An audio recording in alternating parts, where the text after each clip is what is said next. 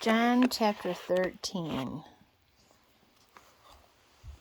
So in the first part of John chapter 13, it's about Jesus washing the disciples' feet. Now before the feast of the Passover, when Jesus knew that his hour had come to depart out of this world to the Father, having loved his own who were in the world, he loved them to the end. Verse 2. During supper, when the devil had already put it into the heart of Judas Iscariot, Simon's son, to betray him, Jesus, knowing that the Father had given all things into his hands and that he had come from God and was going back to God, verse 4, rose from supper.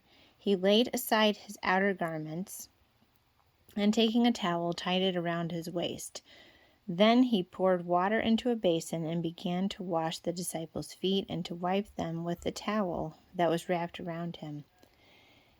Verse 6, he came to Simon Peter, who said to him, Lord, do you wash my feet? Jesus answered him, what I am doing you do not understand now, but afterward you will understand. Peter said to him, you shall never wash my feet. Jesus answered him, if I do not wash you, you have no share with me. Simon Peter said to him, Lord, not my feet only, but also my hands and my head. Jesus said to him, the one who has bathed does not need to wash except for his feet, but is completely clean, and you are clean, but not every one of you. So this is verses 1 through 10, and in verse 2, it talks about that it was in Judas' heart to betray him. In verse 4, it says that he rose from supper and took a towel and tied it around his waist. He washes all the disciples' feet and wipes them in verse 5.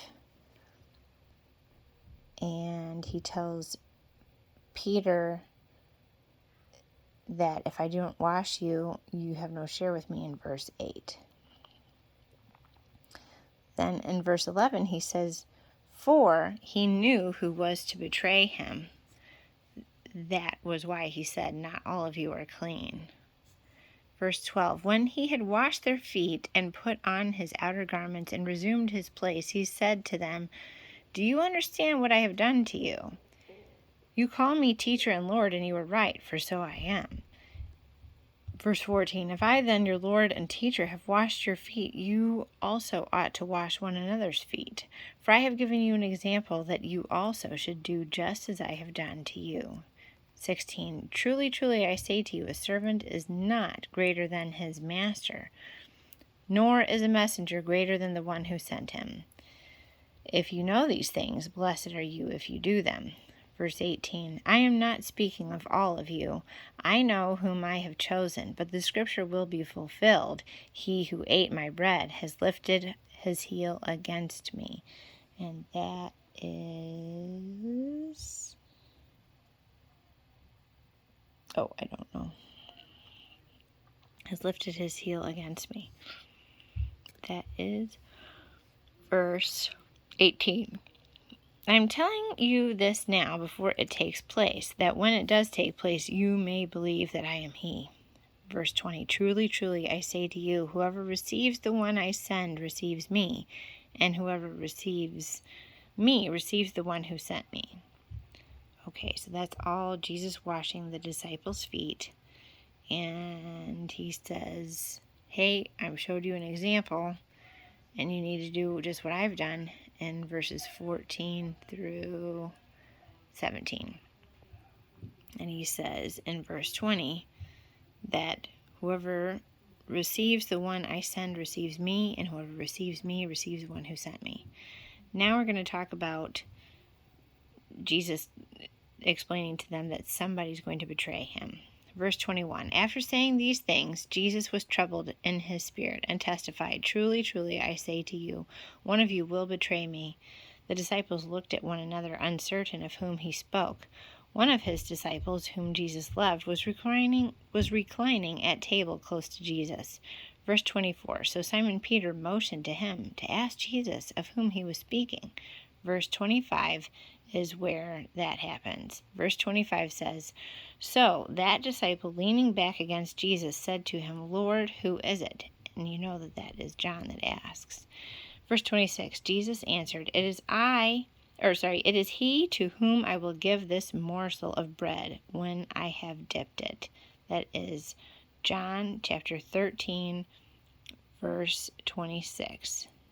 That it is he to whom I will give this morsel of bread when I have dipped it.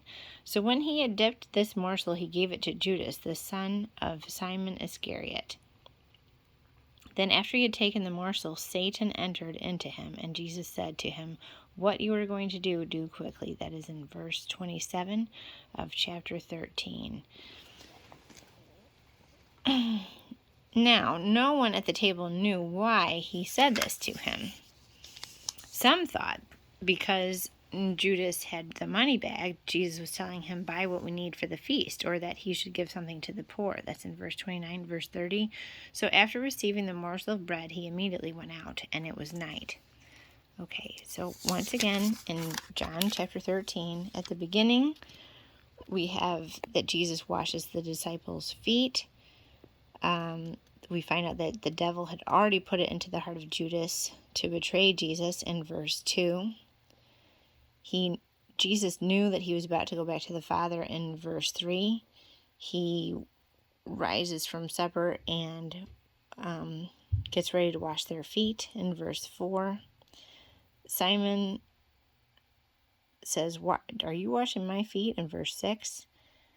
In verse 8, Jesus says, "If I don't wash you, you have no share with me." In verse 11, it says, "For he knew who was about to betray him," and that was why he said, "Not all of you are clean." He tells them, "Hey, you guys all need to follow my example," in verses 13 through 17. "And whoever receives me receives the one who sent me," is truly, truly, and that's in verse 20. Then verses 21 through 29 are all about Judas betraying him and the whole discussion of "one of you will betray me." And John asks, "Who is it?" in verse 25. And Jesus says, "Go do what you're going to do quickly," in verse 27. All right, here we have a new commandment, and that is in verses 31 to 35. When he had gone out, Jesus said, "Now is the Son of Man glorified, and God is glorified in him. If God is glorified in him, God will also glorify him in himself, and glorify him at once. Little children, yet a little while I am with you. You will seek me, and just as I said to the Jews, so now I say to you, where I am going, you cannot come." That's verse 33, "Where I am going, you cannot come. A new commandment I give you, that you love one another, just as I have loved you. You also are to love one another." Verse 34, chapter 13, verse 34, "A new commandment I give you, that you love one another, just as I have loved you. You also are to love one another." And then, "By this all people will know that you are my disciples, if you have love for one another." Remember that song? "They will know we are Christians by our love, by our love." That is in verse 1335. Chapter 13, verse 35. "By this all people will know that you are my disciples, if you have love for one another." Then in verses 36, we have Jesus foretelling Peter's denial. "Simon Peter said to him, 'Lord, where are you going?' Jesus answered him, 'Where I am going, you cannot follow me now, but you will follow afterward.' Peter said to him, 'Lord, why can I not follow you now? I will lay down my life for you.' In verse 38, Jesus answered, 'Will you lay down your life for me? Truly, truly, I say to you, the rooster will not crow until you've denied me 3 times. And that is the end of that chapter. So once again, in chapter 13, from verses 1 and 3 are kind of introducing what's going on, getting ready for the Passover. He knows what's happening.